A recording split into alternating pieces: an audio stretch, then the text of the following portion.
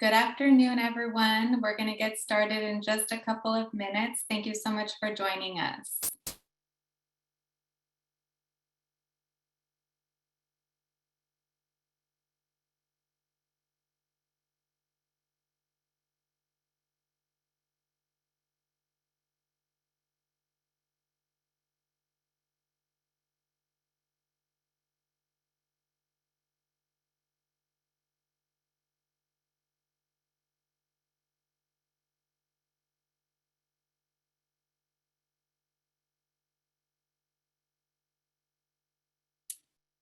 Good afternoon, everyone. We're going to go ahead and get started. We have a lot of exciting content to get through this afternoon. We just want to say thank you so much for joining us today. My name is Carolyn Crolot. I'm the Director of Dual Language Learner Programs for Early Edge California, and we appreciate all of you coming here to learn about how to design your TK classrooms to support dual language learners.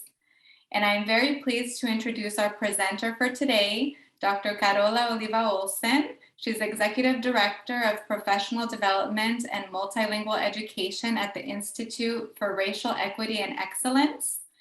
And along with our presenter, we'll also be hearing from experts in the field, our panelists from LAUSD. We have Dean Tagawa, Executive Director of Early Education, and Lydia Acosta-Stevens, Executive Director of Instruction of the Multilingual and Multicultural Education Department. And I would also like to welcome Mari Ortega-Garcia, Director of Early Education at Guadalupe Union School District. We're so grateful to have them here with us today to share their expertise and experiences. And after the presentation, there will be an opportunity for Q&A. And so just some quick housekeeping before we dive in. This session is being recorded and we'll be sharing the recording afterwards on our website. There's also a Q&A box located at the bottom of the Zoom screen, so please feel free to add in questions there throughout the program, and we'll be addressing those at the end. And in the chat box, you'll see there's an option to message either just the panelists or panelists and attendees. So please feel free to use it now to say hello. And I'll now turn it over to Carola. Thank you. Good afternoon. Buenas tardes, colleagues and colegas. I am honored to join you today and through the rest of the webinar series. Thank you. Muchas gracias to Early Edge California, Patricia, Carolyn, Stephanie, Dalila, and the rest of this incredible team of advocates. We have made great strides in California in this field, and Early Edge has led the way. This is a unique year, filled with unexpected circumstances shared throughout the world. Our state is working hard to address the ramifications that have and continue to affect children, families, educators, first responders, medical staff, and beyond. All have families, with many being culturally and linguistically diverse. Lately, and specifically related to today's webinar, we have learned about the governor's decision to revitalize and strengthen quality efforts for children, families, and the early childhood workforce. So we're here today because all of us are working to define and design high-quality TK programs with the supports needed for all children who are dual language learners. We must ensure that preschool-aged children who learn more than one language have full access and effective participation in daily learning experiences. We cannot wait until they develop enough English language skills to learn. That is not equity. For children who are dual language learners to fully reap the benefits of attending TK, we must operationalize equitable programs to advance racial, linguistic, and cultural outcomes to promote success both academically and for the rest of their lives. So to achieve these goals, we need to be familiar and well-versed in best practices that have been foundational in the early childhood field. As shown in this slide, the National Association for the Education of Young Children has recently launched its equity position statement, which clearly describes what and how programs serving preschool-age children realize equity for all of them and their families. These programs must be age-appropriate, linguistically and culturally responsive, joyful, family-centered, and set in play-based approaches. So I'm a visual learner, so I want to use the following images to state what you all know, but is always important to be reminded of. Entonces, what is quality for children who are dual language learners? And why is it that good instruction is not good for everyone? Or what we consider high good and high quality instruction is not good for everyone. I use this image to demonstrate universal best practices used in classrooms with children who are dual language learners. As you can see, a one-size-fits-all approach does not provide children who are dual language learners with the unique and individualized supports that are needed to understand and fully engage in activities that promote learning and development. Teachers need to make the learning accessible, scaffold their understanding, and help them participate as all the children who speak and understand English do. So the learning is here represented by the apple, meaning the learning, social, emotional at the core, language, literacy, math, and other developmental domains that we know are critical at this stage. We don't have many apples, there's one, because skills, knowledge, and competencies are not taught or learned in isolation. Preschool age children are curious about the world. They want to share their thoughts and ideas. We know that they're true conversationalists. They're very opinionated and want to play. Play is a prime time for children to make sense of the world, to learn new concepts, to practice and produce language, to engage in problem solving, to focus their attention on tasks that promote cognitive development, to have fun, to socialize and learn about themselves and others. In elementary education, typically days are structured in periods that target subjects such as math, science, language arts.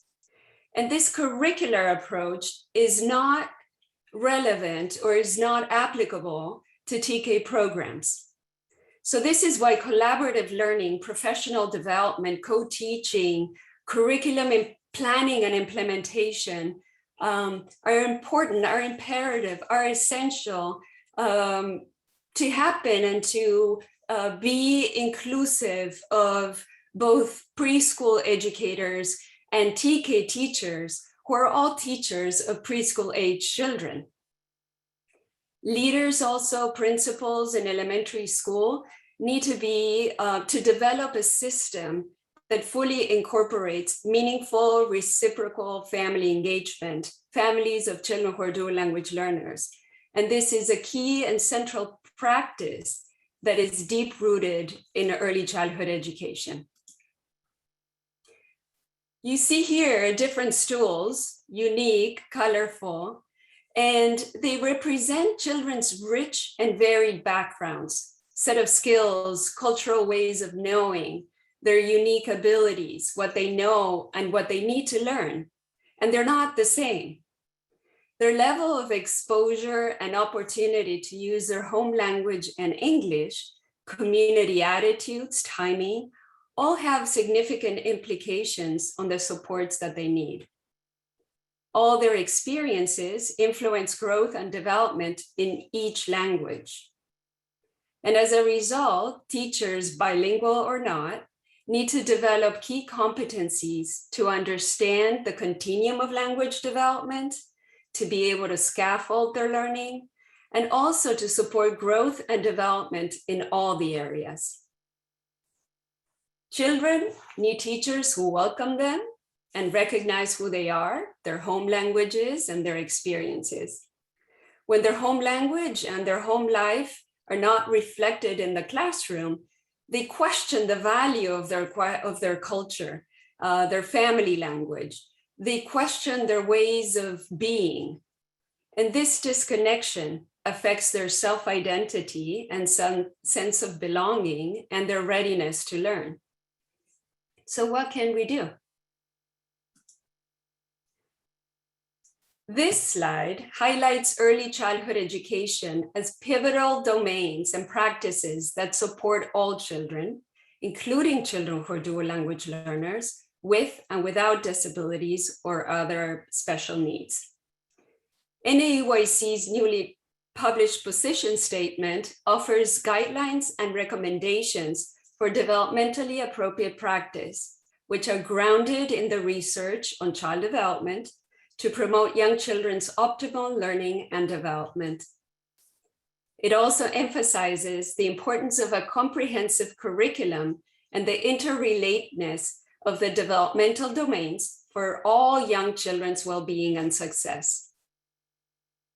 They include principles and implications for setting up the environment, supporting children's self-initiated play, selecting appropriate materials, and planning and implementing teacher-guided and child interest-based learning activities. Muy bien, entonces, ¿cómo enseñamos en kinder de transición? What does appropriate teaching instruction look like in a TK classroom? Well, if we have the right mindset, we can elevate best practices that are grounded in elementary education instruction, such as the ability and the talent that TK teachers implement daily. For example, orchestrating and running small groups. TK teachers know how to do this very well, and this is a key strategy for children who are dual language learners. Another strategy that is well implemented in TK is one-on-one and peer-to-peer activities. And using gestures, movement to teach new words, using the total physical response method. Basically, as California's Department of Education's preschool program guideline states, preschool-age children who work with children who are dual language learners need to learn about the child's home life, culture, and language to connect learning activities to the child's world and create a meaningful context for learning. Dr. Linda Espinosa, for example, and Elizabeth Magruder state that for this to happen, teachers need to know how to scaffold language interactions to increase comprehension, while also supporting and building upon English and their home language. So we will hear next from our panelists, Dr. Dean Tagawa, Lydia Costa-Stephens, and Mari Ortega Garcia. They are leaders representing 2 districts, and they have done heavy lifting work out of commitment and responsivity to the community's interest and value towards bilingualism and cultural wealth. Districts across California are starting, getting ready, thinking about, and rolling out TK programs. It is a continuum. It is a journey, and one that everyone is at a different stage of development. We will highlight next the impressive work that LAUSD and GUSD have done and continue to do to serve fully and equitably their linguistically and culturally diverse communities.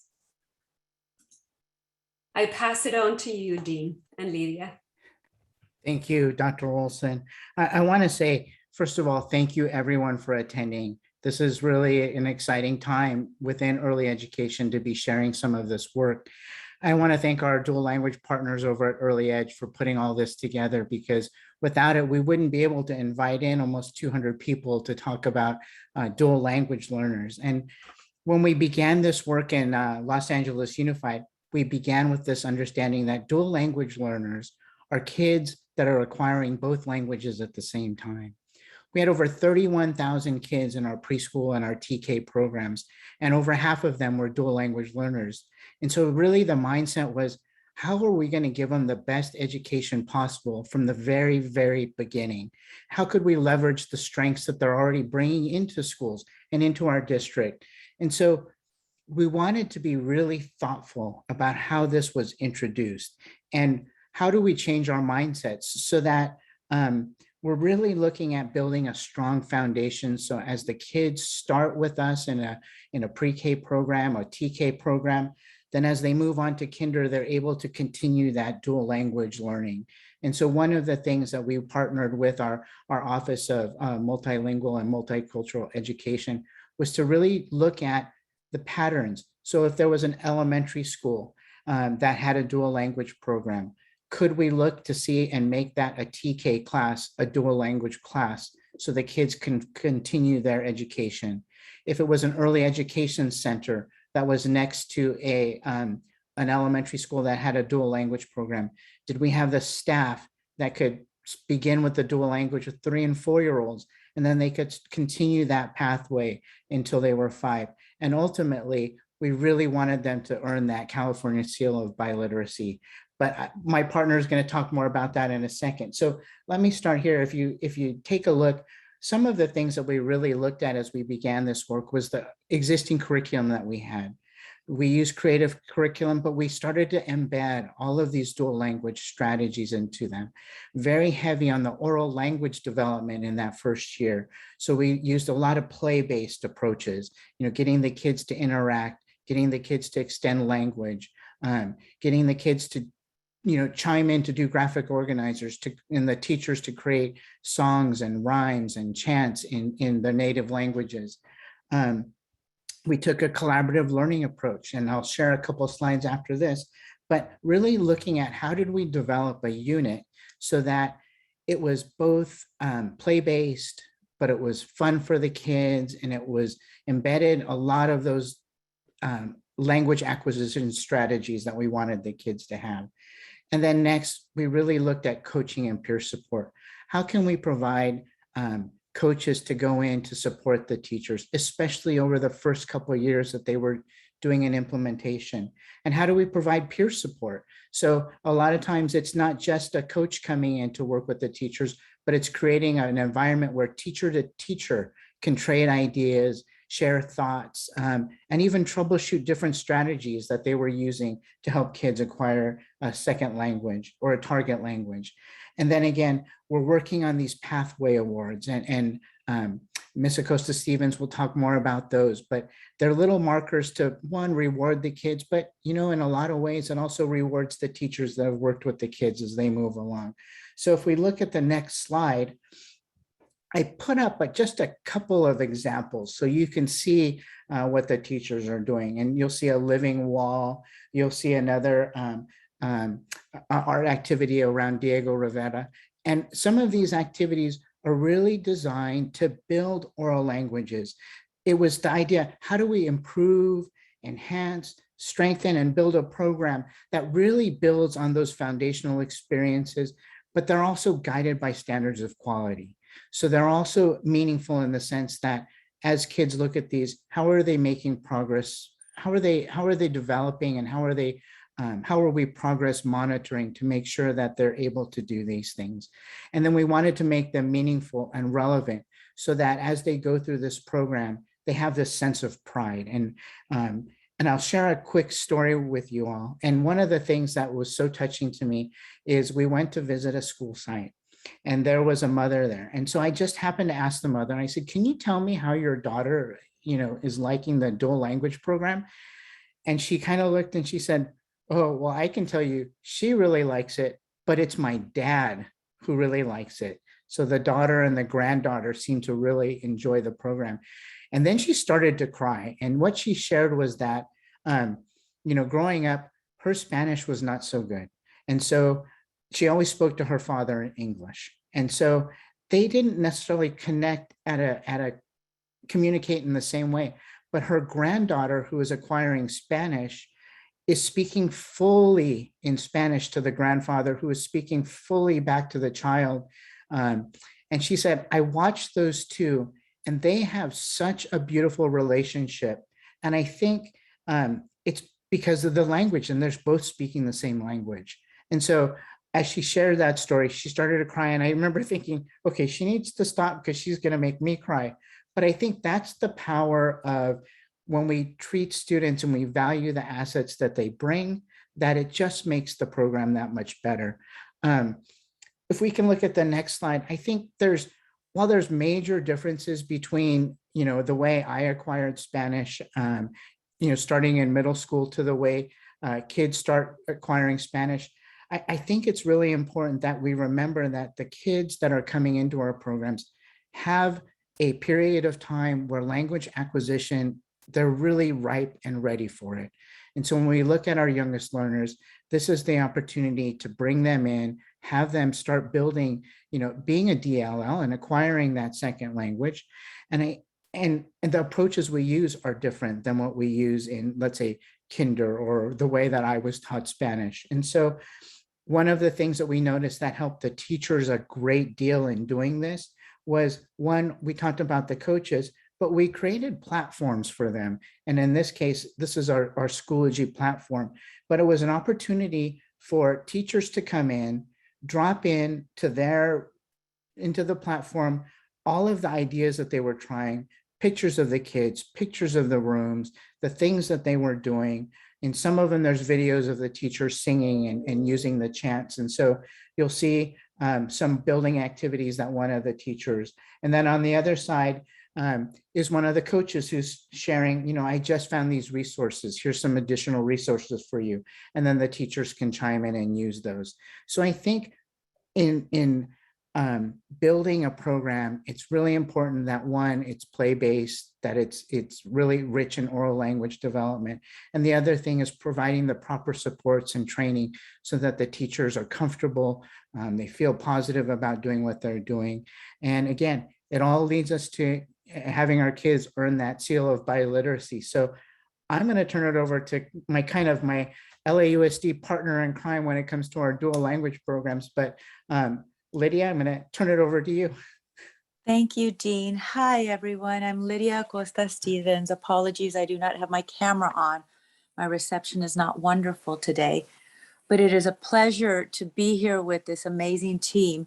And I would like to thank you also for being here and pulling away from everything else you get called to do, right? There's so much on everyone's plate. And I hope you all know that you are juggling beautifully and you can recognize that about yourself. I'm going to be sharing with you a little bit about the pathways to biliteracy, which I believe many of you are familiar with.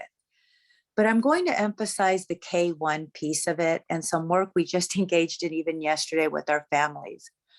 One of the dilemmas I've been facing as the executive director of the Multilingual Multicultural Education Department is when I look at our services for English learners, our dual language programs, world language programs, our CEL, Standard English Learner Services, there's little things that start to rise up.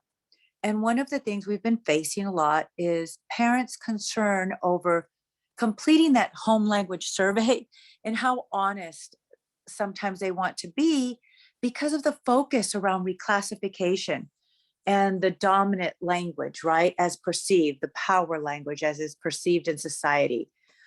Whether we agree with that or not, that is what is out there in that sphere that is in parents' minds. And one of the mantras I have been presenting for the last year and a half is, let's talk about what the journey is. What is the journey to be bilingual and biliterate? And it is different for everyone, and it has to start from the very beginning.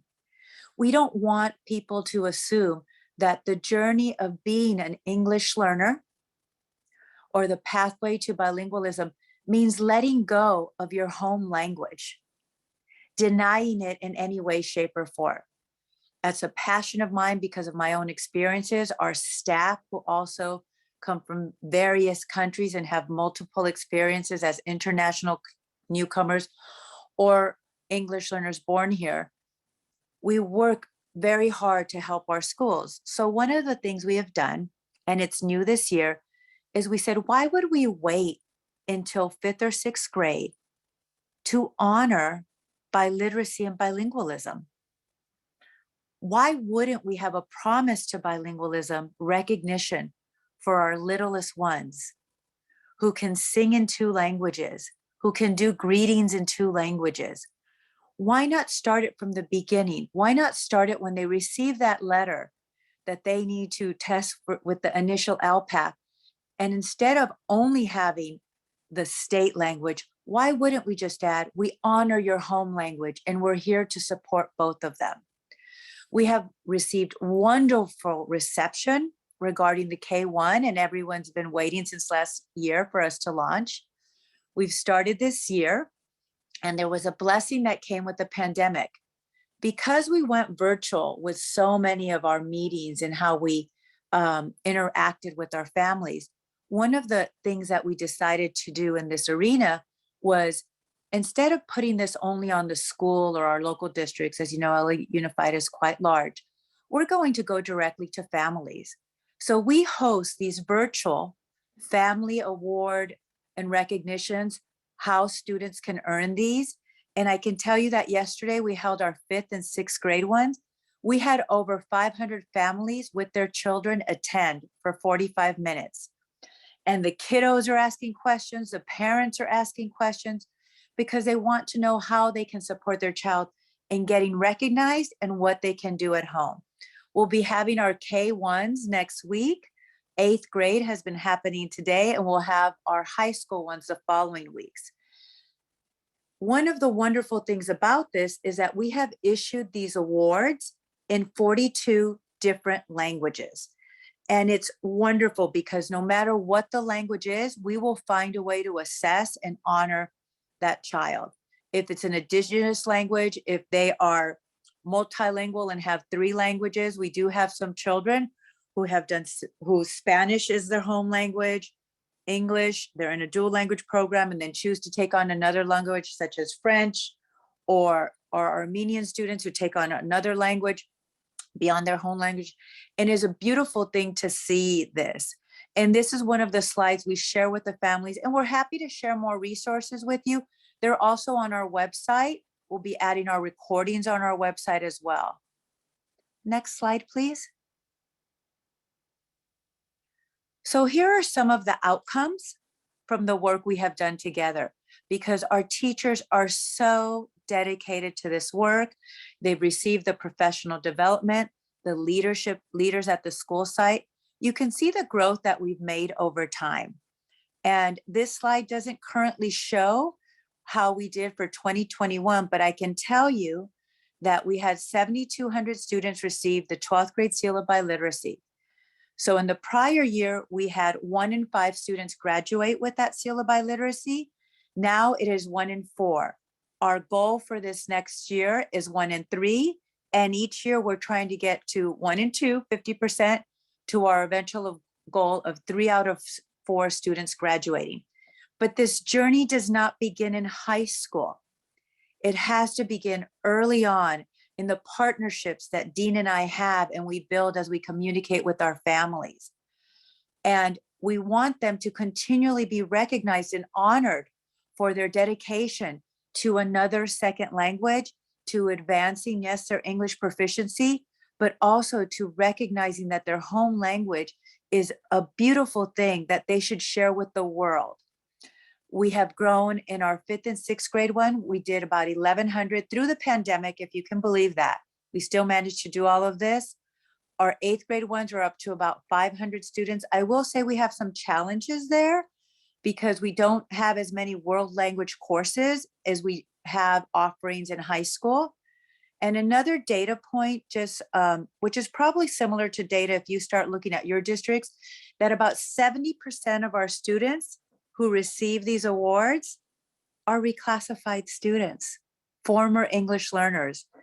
And in our district, 20% are English learners in our district, but approximately 25% are reclassified students.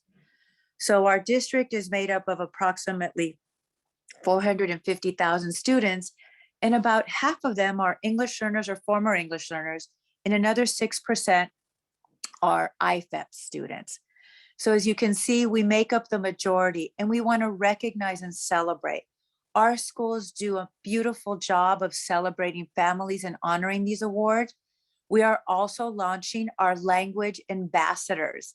So when we presented last night in our webinars, we had 3 5th and 6th grade students present why this was important to them, what it means to their family, how they communicate in the world.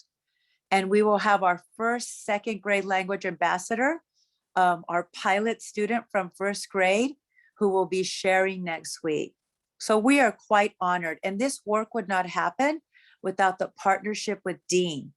We're in constant communication. So I would ask for you to please communicate with whoever is your EL director, language acquisition director, whoever those people are, so you continue to build all of these pathways together. Thank you.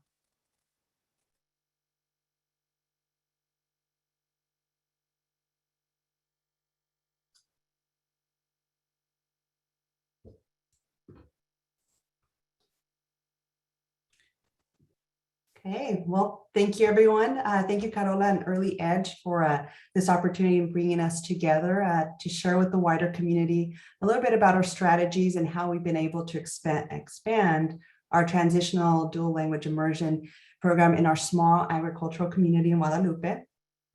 You know, it was during the height of the pandemic that we began to develop our early learning plan. And in these efforts is when we decided to take an approach to identify in the community what the needs are, what were the resources that are available to us, and also taking a look at the amount of data that we had available to us at our fingertips. So in that, we were able to gather together focus groups and one-on-one discussions, parent surveys, to just kind of gain a little bit about what they'd like to see in the community or in our district in regards to transitional kindergarten. So within that, those efforts, I did come to understand a little bit more about our demographics that are very unique to Guadalupe. Currently, we do serve a smaller scale than LA, right? 19 preschool age students with disabilities that are ranging from moderate to severe across part-day and full-time programming.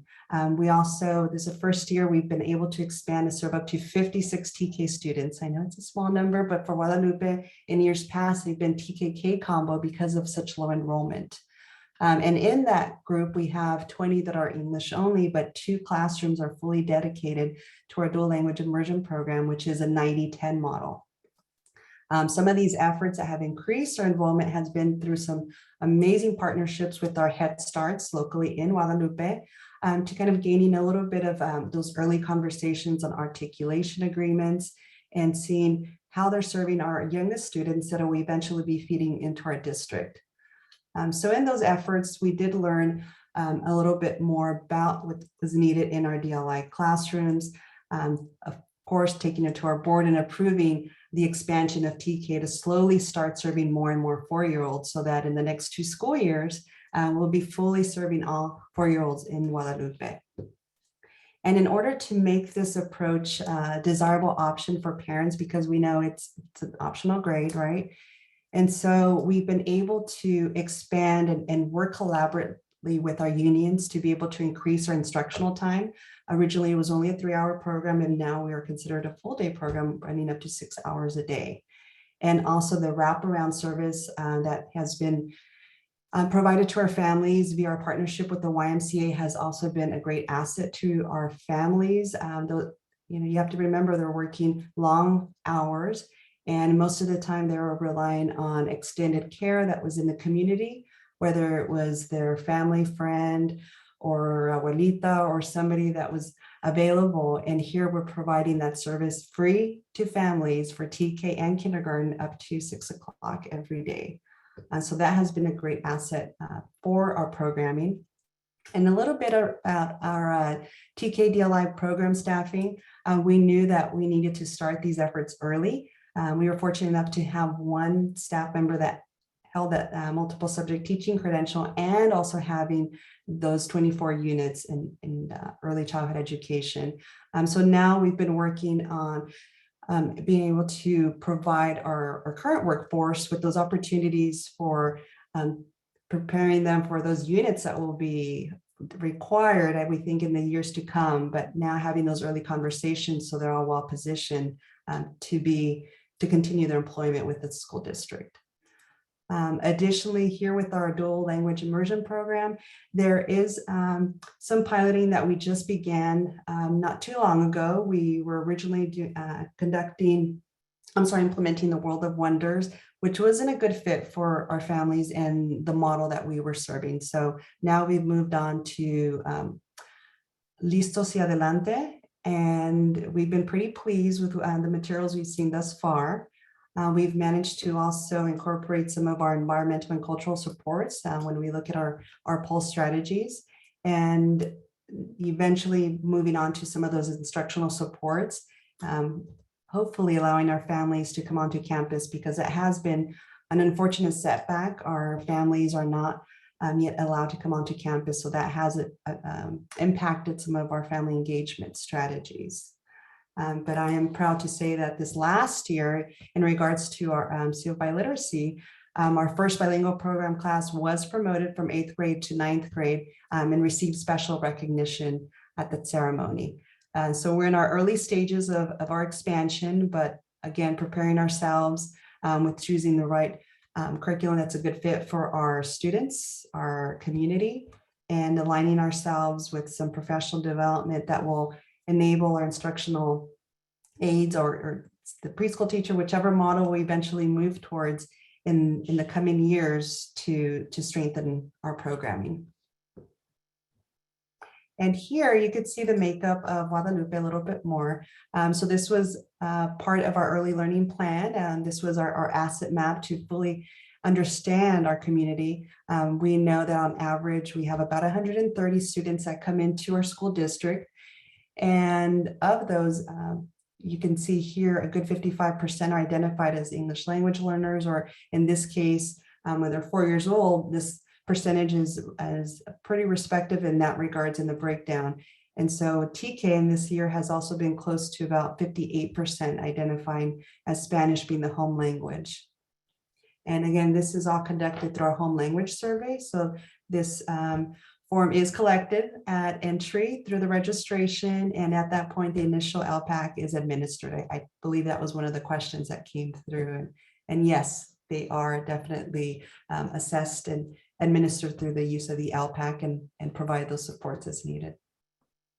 Thank you.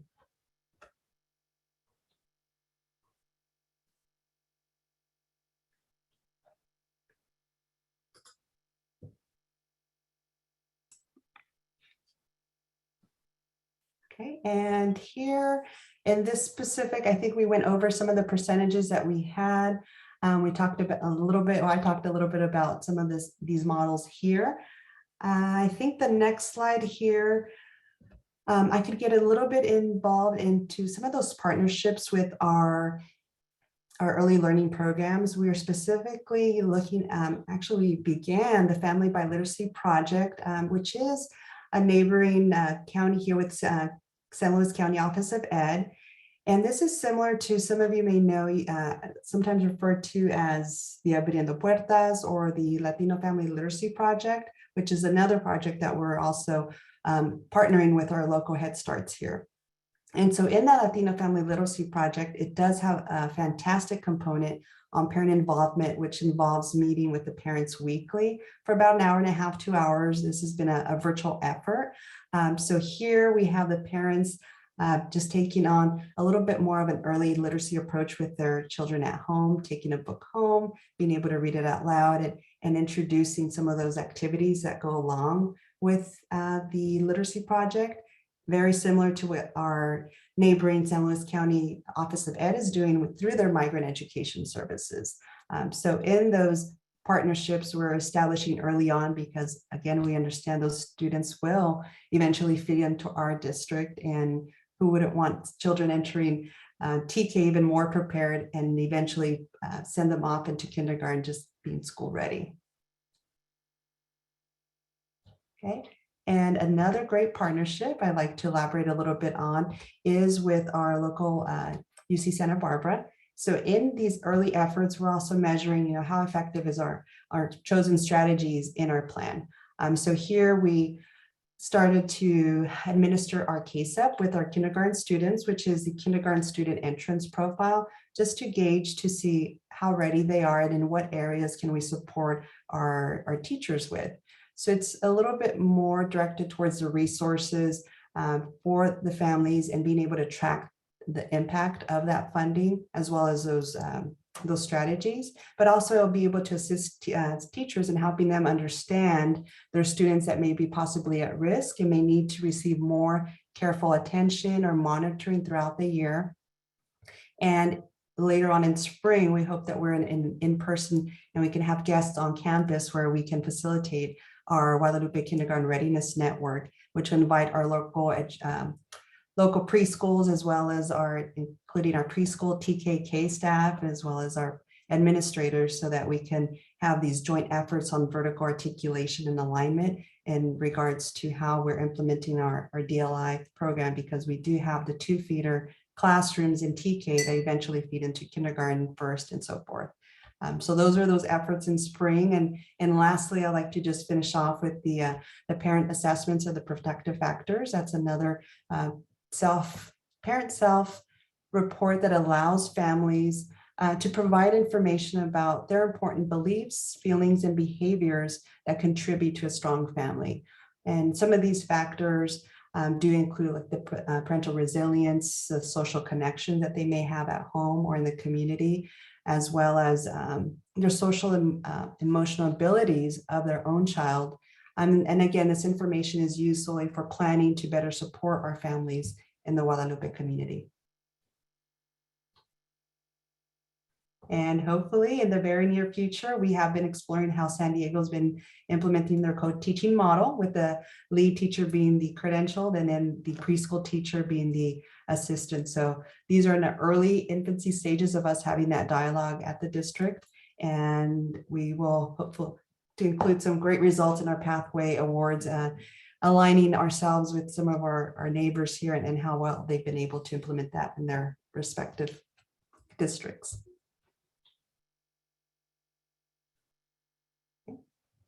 Thank you.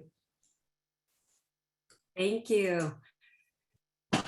Well, we've heard from our featured panelists who have highlighted dual language specific strategies and practices and future efforts to plan and design effective programs to support all children who are dual language learners in preschool age programs in transitional kindergarten, including starting from preschool all the way to 3rd grade. And as we saw from both districts, it goes all the way to graduation. If we think about the seal of biliteracy and starting with the pathway awards, we can understand what that experience might look like for a family in navigating the bilingual journey. Here is a brief list of the essential components and practices that are necessary to structure TK through a whole child approach. And we'll hear more from all the other webinar sessions on the elements that you see listed here.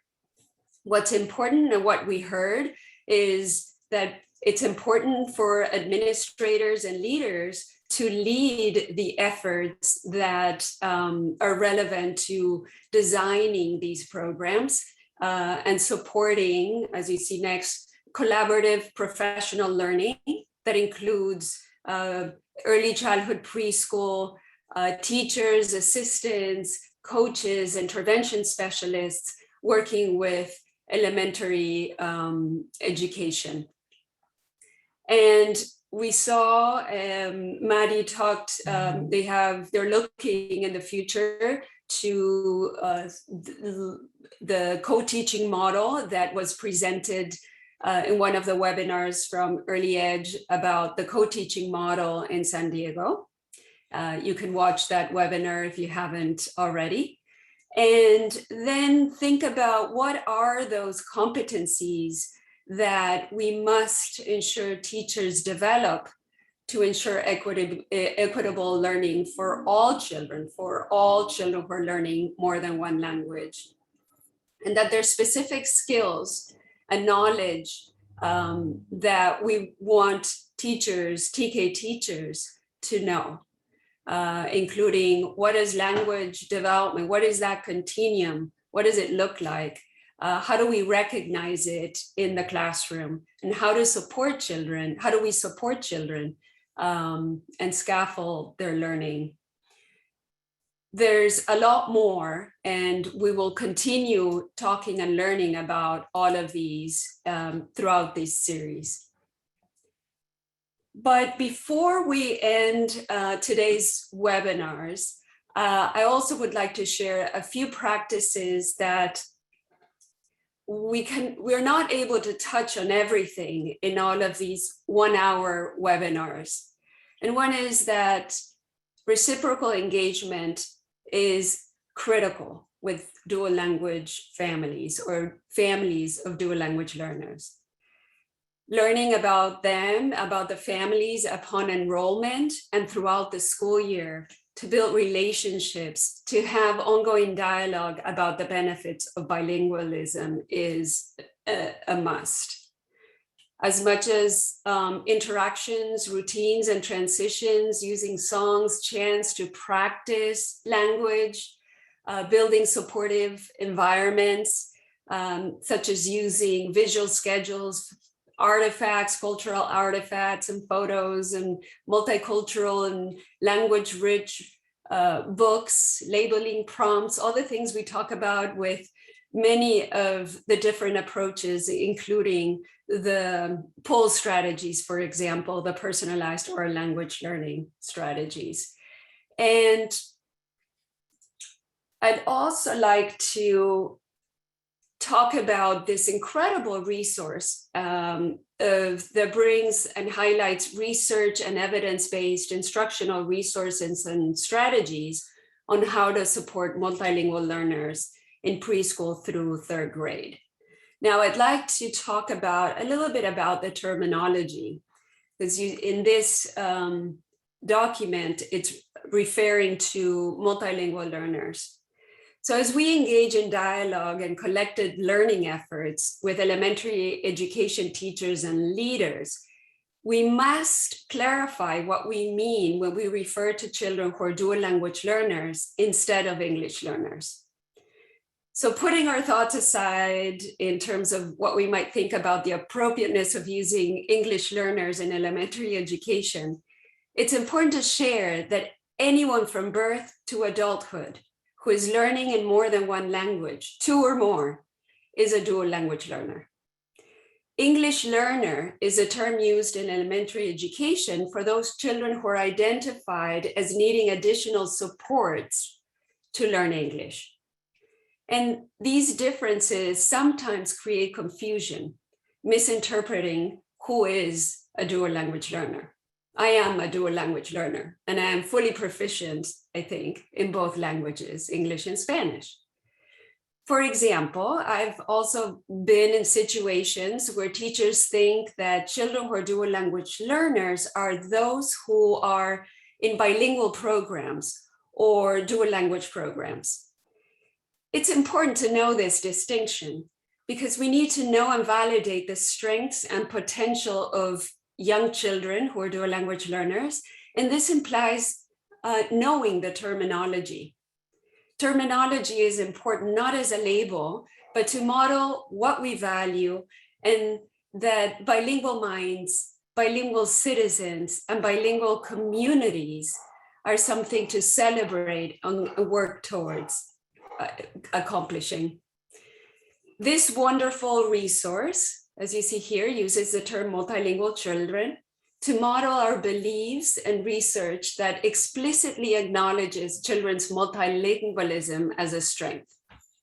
In this way, the term unveils and explicitly promotes inclusiveness and asset-based stance towards learning and multilingual languages, multiple languages.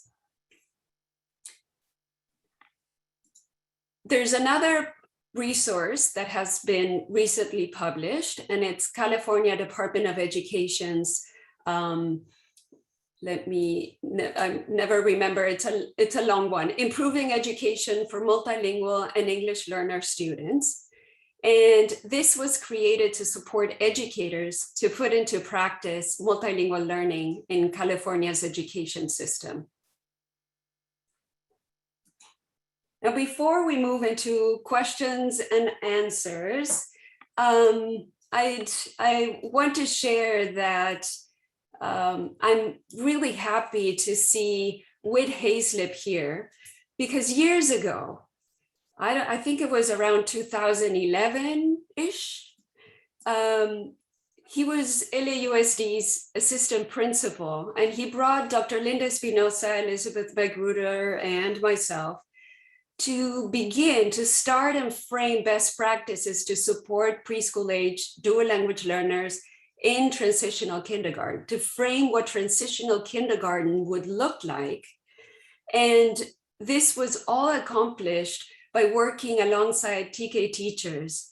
And what we were able to do is define age-appropriate, cultural and linguistically responsive curriculum for transitional kindergarten. And then I'd also like to highlight the work that I've done with Maria Ortega Garcia, who's a doctoral candidate and is very busy and fully dedicated to involve and respond to the strengths and wants from her community. She was fully engaged in the development of California Department of Education's funded courses that we created to support educators all the way from birth to age 8 who are serving children who are dual language learners.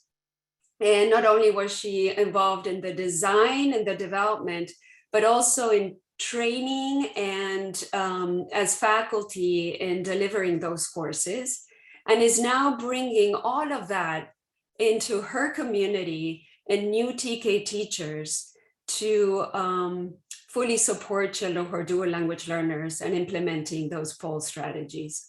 So I'm very thankful for everyone who's here and our panelists who we all share a big history in not only preschool, but children in early childhood, but in transitional kindergarten as well.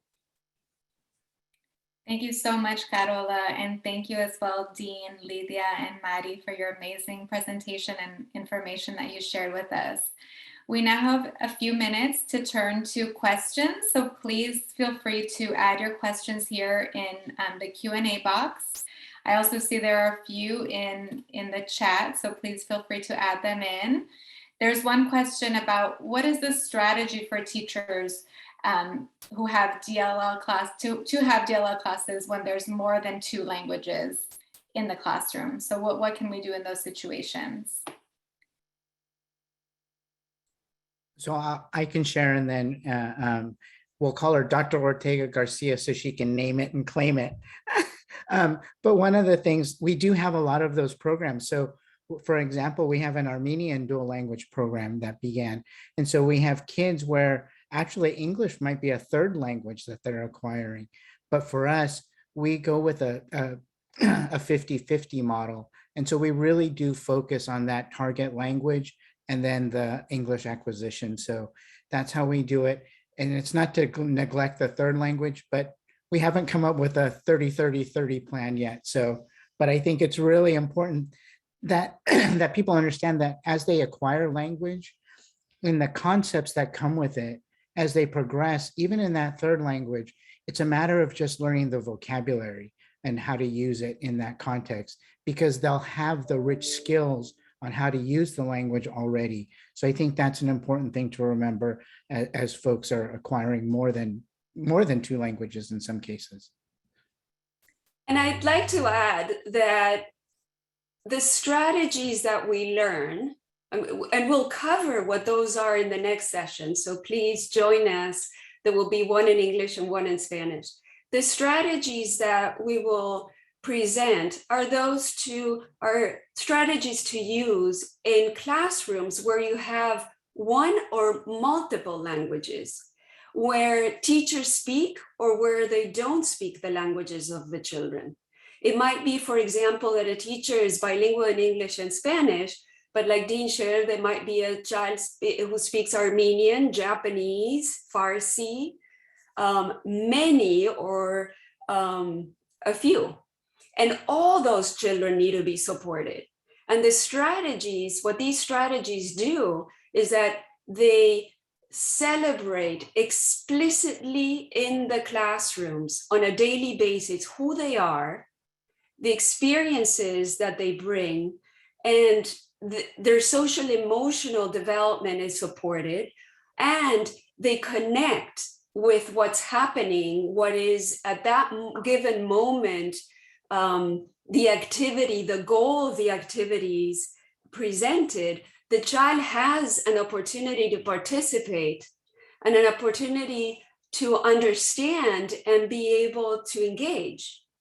So this is why these strategies are so important, because they're not just for classrooms where you're teaching in the home language, but in classrooms where the instruction might be in English, but you are all supporting all of the home languages represented in the children at that time. Thank you, Carol, and thank you, Dean. Hi, if I might add to that, if you think about the EL roadmap, right? Assets-based education, it's about inclusivity and not exclusivity. So one of the things, there's a lot of dialogue we have about purism.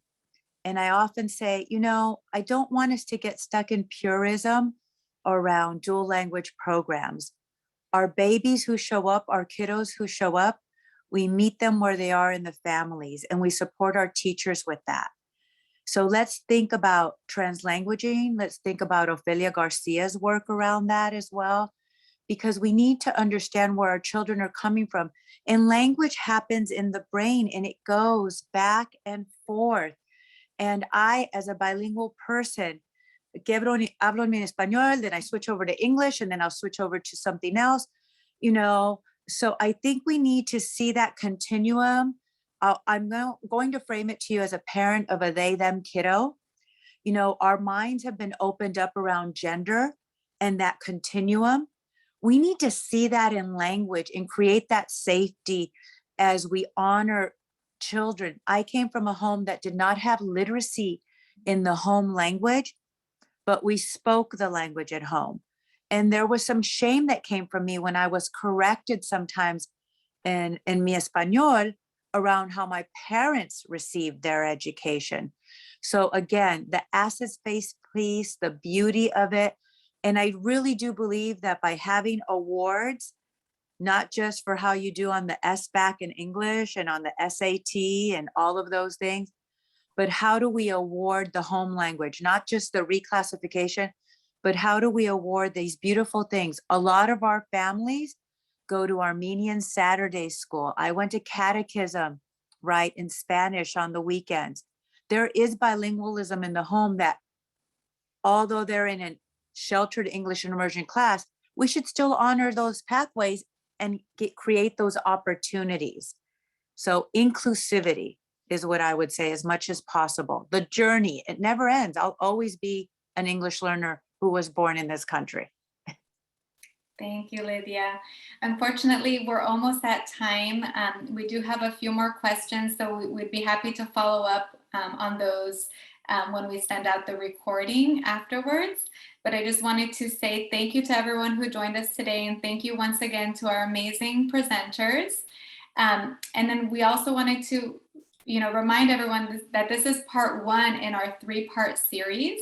So our next webinar, which is Effective Classroom Practices for Equitably Serving Preschool Age Dual Language Learners, is going to be offered in both English and Spanish. And the English session will be November 3rd, same time, 3:30 to 4:30. And the Spanish session will be November 4th. And so you only need to register for one, since the content will be the same, one in English and one in Spanish. So we hope to see you there. And thank you once again. And please reach out if you have any questions. Here is the contact information. And again, we hope to see you next time.